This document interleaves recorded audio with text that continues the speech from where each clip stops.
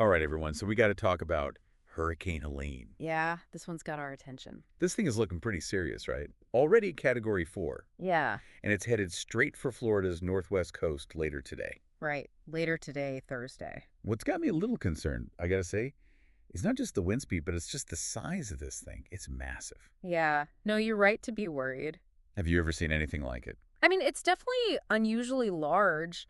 And it's not just a Florida problem either, you know? Once it makes landfall, it's going to keep moving. The whole southeast is going to feel this thing. Wow. Georgia, the Carolinas, even up into the Appalachians. It's so rare to see them go that far up. Yeah, this NPR article called Hurricane Helene Upgraded to a Category 4 Storm as it nears Florida really lays it all out there, and it's pretty intense. Okay, so it's big, powerful, and it's got a long way to go before it, chills out. When we hear Category 4, what does that really mean for folks who are in Helene's path?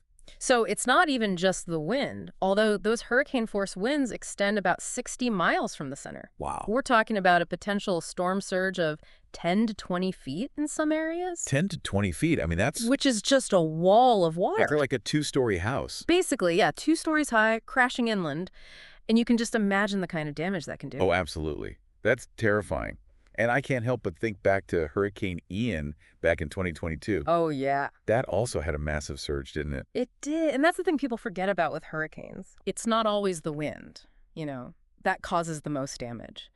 Ian had an 18-foot surge in some areas. And tragically, most of the deaths were from drowning, Really? not just the wind itself. Wow, you don't think about that. People just underestimate the power of water, Right. And like we've been saying, it's not just those right on the coast that are at risk. This article is talking about potential rainfall, like 6 to 12 inches, just widespread across the southeast. That's a lot of rain. Yeah, and some areas maybe double that. Oh, my God. That much rain in such a short amount of time. I mean, talk about a recipe for disaster. Yeah, you're talking flash floods, landslides, everything, yeah. Yeah. It sounds like even if you're not right in Helene's path, you're still going to feel the effects of this thing.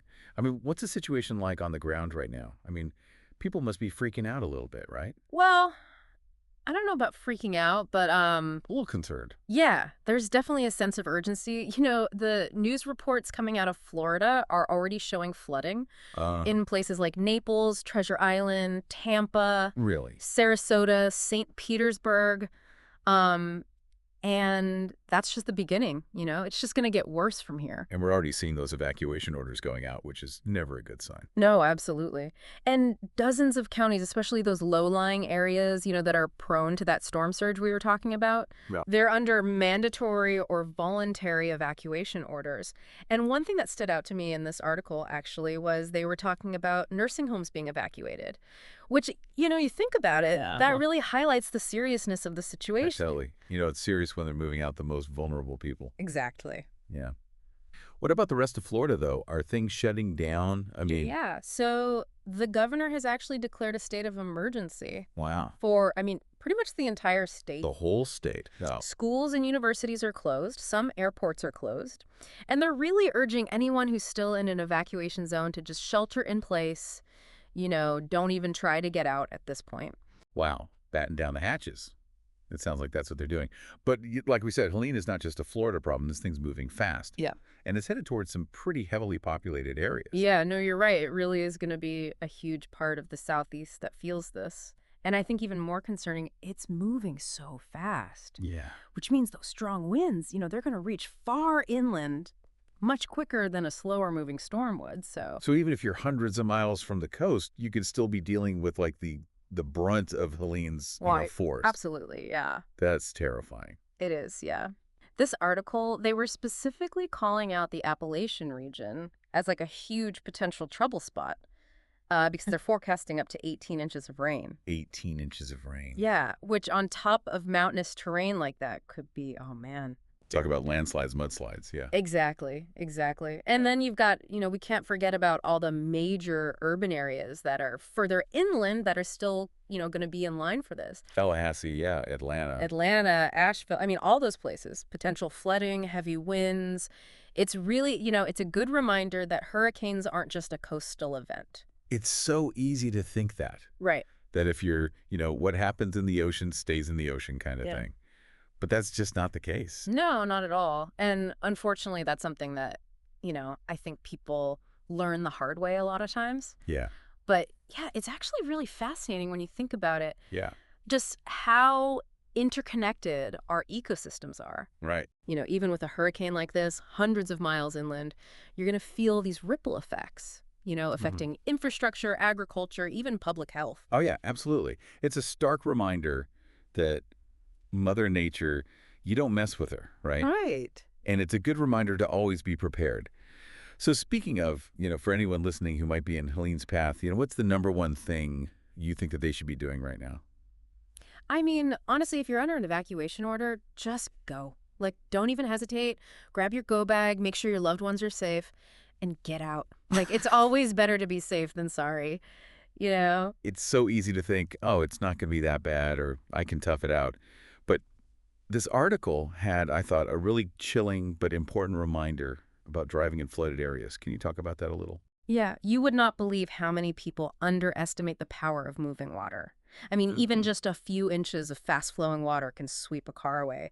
You don't know what's beneath the surface, could be debris, could be down power lines, just incredibly dangerous. Oh, absolutely. And honestly, the majority of flood-related deaths occur in vehicles. It's just Mm. not worth the risk. So if you don't have to be out driving in a storm like this, please don't. Yeah, absolutely. Now, what about for those listeners who, they might not be in the direct path, but they're in those areas that could still be seeing some pretty heavy rain, some heavy wind? Um, what should they sort of keep in mind? Yeah, it's all Yeah, about just being informed and being prepared, right? exactly. So, for those folks out there, what are some of the things they should be doing to get ready? Well, first and foremost, just stay informed, right?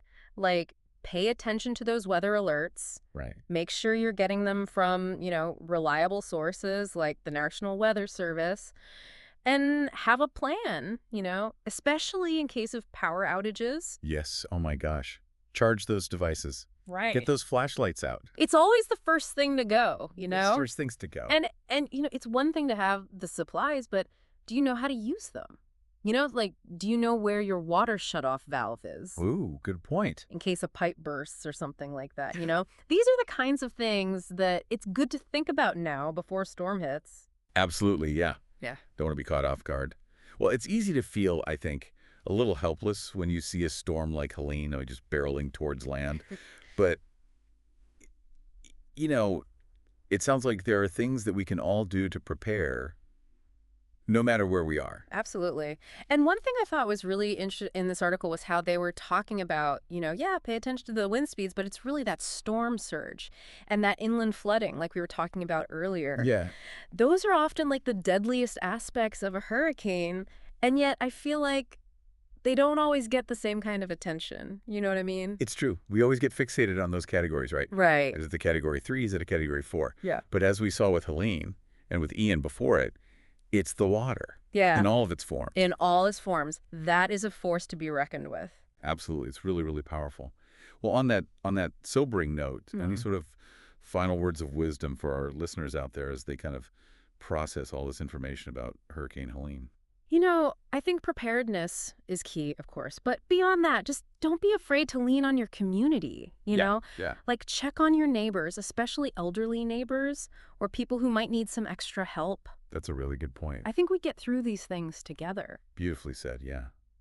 And for anyone listening who wants even more localized information, this NPR article actually does a great job. They list out all their member stations across, all the different states that could be impacted by Helene. So they'll have like the most up-to-date details on evacuations and road closures and, shelters, all that good stuff. Yeah, those local news and weather, that's going to be your best bet for sure. Absolutely.